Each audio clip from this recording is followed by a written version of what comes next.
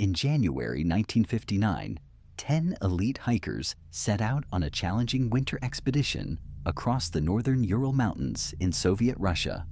They were young, highly experienced, and full of life.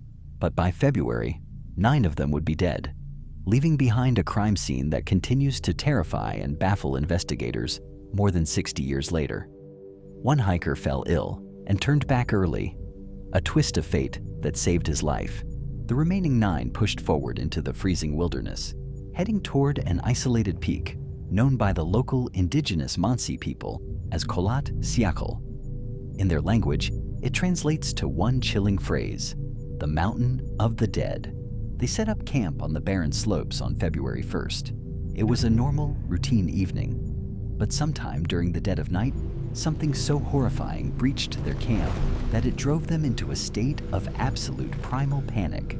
When search teams found the camp, the heavy canvas tent was still standing, but it had been slashed open, not from the outside, but sliced violently from the inside out. 9 people had fled into a pitch-black blinding blizzard.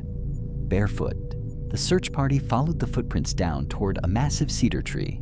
There, they found the first 2 bodies, dressed only in their underwear, their hands scraped raw as if they had desperately tried to climb the tree to escape something on the ground. Soon after, 3 more bodies were found scattered, including the group's leader, Igor Dyatlov. Their positions suggested they were crawling back toward the tent in a desperate bid to survive. The initial autopsy concluded that all 5 had died of hypothermia, but 2 months later, when the spring thaw melted the deep snow, the remaining 4 hikers were found buried in a ravine. And this is where the Dyatlov Pass Incident transitions from a tragic mountain accident into a living nightmare. The injuries on these 4 bodies were brutal and completely impossible for a standard storm. Nikolai suffered a massive skull fracture. Alexander and Lyudmila had sustained catastrophic chest trauma, with their ribs shattered as if hit by a high-speed car crash. According to the lead examiner, the force was immense, equivalent to a severe blast pressure. Yet, the most terrifying detail was this: there was absolutely 0 external bruising over the fractures. Crushed from the inside out, and Lyudmila was missing her tongue and eyes. As investigators dug deeper, the anomalies multiplied. Medical testing on the victim's clothing revealed a baffling anomaly. Several garments were highly radioactive. The levels were far too high for normal background atmosphere. At the same time, another group of hikers, camping 50 kilometers away on that exact same night, reported seeing strange glowing orange spheres floating in the night sky. These fiery orbs were witnessed multiple times by local residents and the military. What were these spheres? Secret weapons? Or something not from this world? Rather than conducting a transparent investigation, Soviet authorities suddenly closed the case.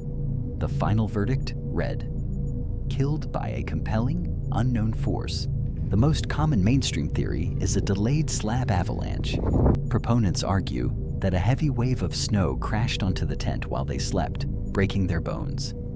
But this utterly fails to explain the missing tongues or the radioactive clothing. Many believe the hikers stumbled into a restricted military testing ground. In 1959, the Cold War was at its peak. Could a malfunctioning missile or an experimental weapon have released a toxic, glowing cloud, causing intense panic and internal injuries? Others point toward a phenomenon called infrasound. Wind patterns over the mountain ridges can generate low-frequency sound waves that trigger intense, uncontrollable psychological terror and madness. Driven mad by the invisible sound, they ran blindly into the night. 9 elite hikers fled into the dark. Something crushed their bones without leaving a bruise. Something turned their clothes radioactive. And someone made sure the truth remained buried forever in the snow.